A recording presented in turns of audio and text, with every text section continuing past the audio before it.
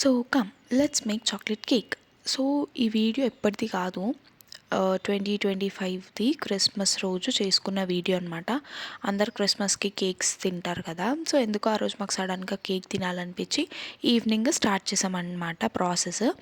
So పెరుగు మంచిగా mix చేసుకొని, నేను ప్యాకెట్ పెరుగు వాడినా, మీరు కావాలంటే ఇంట్లో పెరుగు వాడచ్చు. పెరుగు, 2 గ్లాసెస్ ఆఫ్ షుగర్ అండ్ కొద్దిగంత ఆయిల్, సన్ఫ్లవర్ ఆయిల్ అంటే ఫ్లేవర్లెస్ది వేసుకొని బాగా మిక్స్ చేసుకోవాలి. సో ఇప్పుడు మనం వెట్ ఇంగ్రీడియంట్స్ అన్నీ మిక్స్ చేసాం కాబట్టి ఇప్పుడు డ్రై ఇంగ్రీడియంట్స్లోకి మనం మైదా వాడుతున్నాం. మీరు మైదా ప్లేస్లో ఆశీర్వాద్ అయినా వాడచ్చు, లైక్ చపాతీ పిండి, వీట్ ఫ్లోర్ని.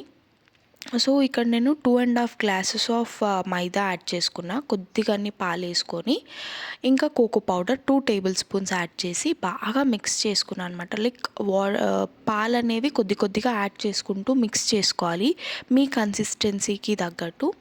మనం ఇక్కడ ఇష్టం వచ్చినట్టు కలిపినాము స్టార్టింగ్ తెలియక, తర్వాత కట్ అండ్ ఫోల్డ్ మెథడ్లో కలిపితే నిజంగా చాలా స్మూత్గా వచ్చిందనమాట. బ్యాటర్ ఎక్కడ లంప్స్ లేకుండా స్మూత్గా వచ్చింది. మనం ఇష్టం వచ్చినట్టు కలిపితే అది బాల్సే ఉంటుంది మధ్యలో.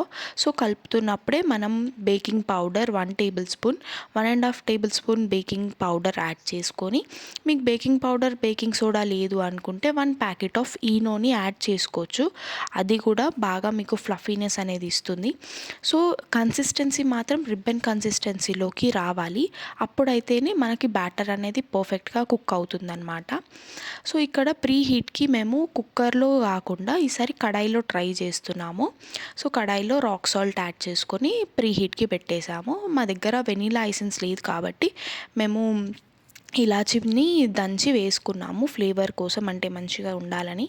సో ఇప్పుడు కేక్ టిన్లో కొద్దిగంత నెయ్యి యాడ్ చేసుకొని బాగా అంతా స్ప్రెడ్ చేసి దాని మీద మైదా యాడ్ చేసి కేక్ టిన్లో మొత్తం మైదాని స్ప్రెడ్ చేయాలి. తర్వాత లమ్స్ లేకుండా ఫ్లోర్ మీద 2 టైమ్స్ ట్యాప్ చేయాలన్నమాట కేక్ టిన్ని. సో లోపల ఎయిర్ బబుల్స్ ఫామ్ అవ్వకుండా ఉంటాయి.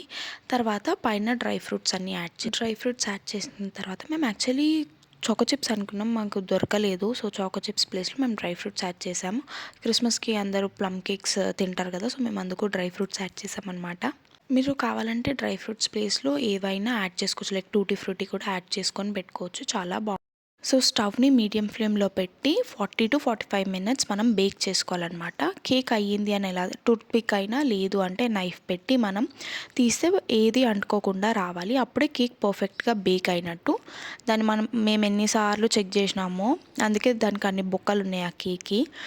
కొంచెం క్యూరియాసిటీ అనమాట, అయ్యిందా ఎప్పుడెప్పుడు తిందామని. ఈ క్యూరియాసిటీతో మేము కేక్ కొద్దిగా వేడి మీదనే డిమోల్డ్ చేసాము. నిజంగా చాలా పర్ఫెక్ట్గా వచ్చింది, అంటే ఎక్కడ బ్రేకేజ్ లేదు, చాలా బాగా వచ్చింది.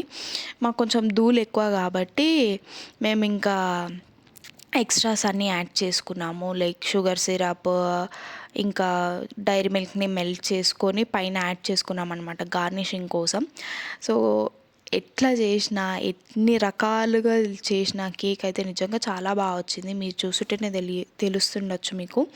నిజంగా చాలా ఫ్లఫీ అంటే ఫ్లఫీగా వచ్చింది కేక్. మాకైతే టేస్ట్ నెక్స్ట్ లెవెల్గా నచ్చింది. మీరు ఒకసారి ఇలా ట్రై చేయండి, నచ్చితే ఫాలో చేసుకోండి.